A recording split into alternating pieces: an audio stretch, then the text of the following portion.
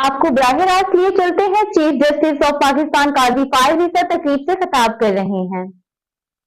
The Federal Judicial Academy, I interviewed 4 candidates and Hayat Ali Shah Saab was selected as the Director General of this academy.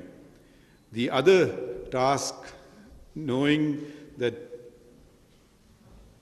the Federal Judicial Academy needs constant involvement if you want to make it a success, I read the statute carefully and discovered Section 8, which enabled the appointment of an expert advisor and to ensure that the Federal Judicial Academy does not only deliver, but I am constantly kept in touch with it.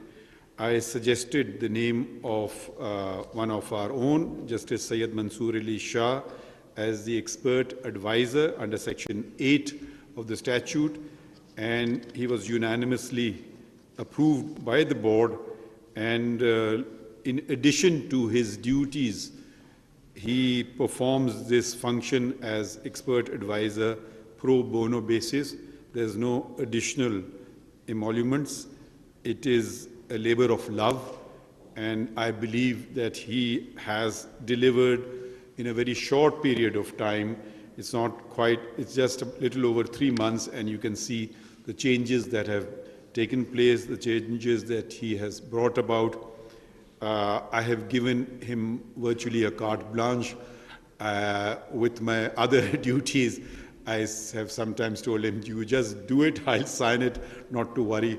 So we are working on very closely. He is performing wonderfully, and I wish him continuous success, because in the success of this academy lies the success of all of us as an institution to deliver justice throughout Pakistan. Every province has, I believe, a provincial judicial academy, but this is the Federal Judicial Academy, which, as rightly pointed out by Justice Shah, brings about cohesiveness, connectivity, and communication most of all. I am very pleased to know that for the very first time, the court staff, we don't quite give them the importance that they deserve, and we don't quite acknowledge the work they do. Without court staff, an efficient court staff, a judge may flounder. So the 48,000 court staff that were hitherto before ignored are now have come on to the radar of the Federal Judicial Academy, and I would suggest to the Chief Justices of the provinces and the Islamabad Capital Territory as well to ensure that they also receive the requisite training in their academies, and they can maybe copy what has been done at the Federal Judicial Academy and add to it with regard to their own particular requirements. Then we have 3,200 judges throughout Pakistan in the district judiciary, of which a sizable number, I'm happy to note, 500 are ladies, and they also require training from time to time. There is training at the provincial level, but the federal level training not only brings everyone together, brings Pakistan together, unifies the country, unifies the judiciary, but they also share valuable experiences with each other. There are variations, some local things which are not quite known even within the province. For instance, a district office judge or a judge in Karachi would not know anything about a preemption suit. So there are many things which even within the province you don't know, each other provinces you don't know. So it's a good place to share ideas, to bring everyone together. The Justice Mansoor Ali Shah has made certain suggestions that the Honorable Chief Justices of the provinces in Islamabad Capital Territory may follow, and I, as chairman of the Federal Judicial Academy, will certainly propose this in a meeting in which all the Chief Justices are members, and I'm sure that they will want to assist, if I can speak on their behalf, in ensuring what the Federal Judicial Academy determines, in particular the manner of nominations. I'm pleased to note that it's merit-based, and that how the Federal Judicial Academy don't want to, since the details have already been mentioned, I don't want to repeat those, and it will bring about necessary consistency, it will enhance public confidence. After all, the first place of interaction of a litigant is not with the High Court or with the Supreme Court, it is with the civil judge, with the judicial magistrate, and we want to make them to raise their status to a position where further appeals stop. If the quality of justice administered at the first tier is such that it is found not only acceptable, but peers and superiors consider the decision, then it reduces the burden on other courts higher up in the hierarchy. And this concept that has developed in the country of taking virtually every matter right up to the Supreme Court before one is satisfied must come to an end if we want the system to survive. We must also ensure that the frivolous kind of litigation or no consequence litigation, what do I have to lose to go to the Supreme Court? At the worst, my case will be dismissed. That should also be repelled, and costs, and where necessary, substantial costs should be imposed to discourage this kind of litigation where you think you do have nothing to lose. A tenant may say, okay, fine, I'll continue staying in the premises for another 20 years. Eventually, I will be told by the Supreme Court to leave the premises, but I still gain 20 years. Similarly, I'll continue breaching the contract I entered into. At the end, okay, what happens? The only way to stem this kind of frivolous litigation is the imposition of costs. Of course, these have to be done in a way which is uniform amongst all. It should not be too much of a variant. One judge does it, another judge doesn't do it, another judge imposes very heavy costs, and such and so forth. The structure of the Constitution that is set out, it is the higher courts which are the supervisors of the subordinate courts under Article 203, and the decisions of the higher courts are binding on all subordinate courts under Article 201. The similar provision that enables the decisions of the Supreme Court binding on all other courts is Article 189 of the Constitution. I am very happy to see that technology is being used. Technology has also been used, now is being used in the Supreme Court, in that the first case as Chief Justice that I presided over was the Supreme Court Practice and Procedure Act case. It's to determine its constitutionality, and that was broadcast live throughout Pakistan. When certain cases of public importance are broadcast live, it also is an educational tool. Judges learn, lawyers learn, litigants learn, they understand what is the dispute about, and I hope that confidence is established in the common citizen that he is seeing justice being done. And he may not agree with us, and that's the fundamental right of every citizen to disagree with us, but he will see how it is being done. I can have a different point of view from someone else's, and that other person's point of view I would respect as well, even if it is in complete disagreement with my own, but it ensures that it brings about a level of transparency, it brings about a level of openness, and I think, hope, and expect that it brings about a level of, it works as an educational tool as well.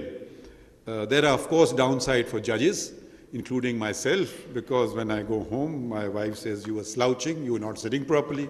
So there are downsides to it as well. So, but that is for us to suffer, and not for others. Previously, we weren't too bothered about these things, but one has to be a bit more cautious. I'm very happy to know that technology, how it's being used, and technology is a tool, just as the qalam mentioned in the Holy Quran was a tool.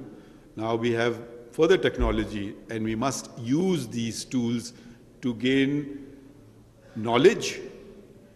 And what does a judge possess?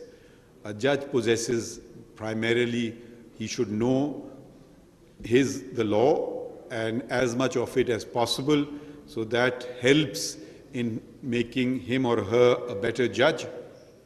So I'm very happy about the WhatsApp groups that had been, and I'm particularly pleased to note that it is not what the Federal Judicial Academy determines the judges required to be taught or be provided expertise in, but the demand is now coming from the judges in the training need assessment, abbreviated as TNA. And this is very good because I don't know something, I reach out, and the Federal Judicial Academy, if it thinks that there are a considerable number of people who want to be assisted in this regard, they make a program and reach out to them and train them in that regard. I'm very happy that excursions are also being provided by the Academy.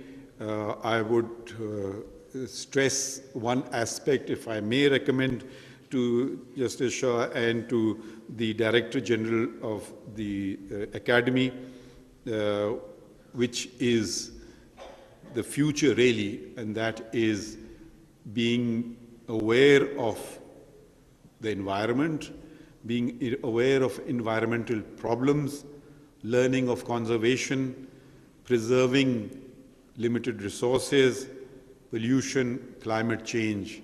Because if we do not conserve the environment, then there is no future.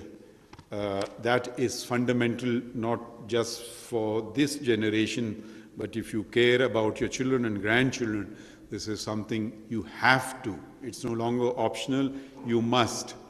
You must also teach them to use the wonderful things called legs provided by the Almighty, and use less and less of motor cars. Cycles are also a very good option. Conserves waste of imported fuel, adding to the greenhouse gases, etc. There is other kinds of waste also which I would suggest and recommend that it should not be used. I saw plaques of, I had forbidden a plaque of mine being put up anywhere in Balochistan when I was Chief Justice Balochistan, and the Director General, I can direct not to put up any plaque with my name on it. So this is a complete waste of resources. If people have done something wonderful, the coming generations, their peers, will remember them in their hearts, and that's the best way to remember them, and not waste a piece of metal or paint and put it on a wall. That's not how we should be remembered. We should be remembered in what one writes, what one teaches, what one has, and what one has given to society. I think that is very important. In conclusion, I would thank the Federal Judicial Academy and the participants, particularly I believe that I'm also addressing the district judiciary throughout Pakistan, that we look to you. You should not look to us. We look to you to ensure that the public confidence in the judiciary is raised. People have confidence in court. We look to you to ensure fairness. We look to you to ensure that when two litigants come before you, you do not discriminate between them, you treat them equally. We look to you to ensure that all lawyers are treated with respect. Give respect, you get respect. We look to you to ensure that while senior counsel are given respect, juniors are assisted whenever they can be, and all these things is a fundamental feature of our faith, ikhlaq. Ikhlaq there must be in judges, and when there is in us, I'm confident that it will be reciprocated by the litigants and the lawyers. As a practicing lawyer for more years than I've been a judge, I did not mind what was decided by the judge, even if he decided against me. I did mind how I was treated in court, and I was given as much time as the other side, and that is very important. So the principal feature of our system is justice must not only be done, but be seen to be done. This is something which one must keep reminding oneself of. I try to remind myself of this every day. In conclusion, I would like to thank first and foremost Justice Mansoor Ali Shah. I think all of you agree that he was the right man for the job. I would like to thank Hayat Ali Shah Sahab, the Director General of the Federal Judicial Academy. I would like to thank a volunteer. I was informed, chief justice of Pakistan Qazi Faez Isa तकरीब से खिताब कर रहे थे। तकरीब से खिताब करते हुए चीफ जस्टिस काजी फायर ईसा का कहना था कि चीफ जस्टिस बना तो पता चला कि फेडरल जुडिशियल एकेडमी का चेयरमैन भी हूं। बोर्ड के अरकान में तमाम अहम शख्सियात शामिल हैं। फेडरल जुडिशियल एकेडमी मजबूत बोर्ड के तहत काम कर रही है।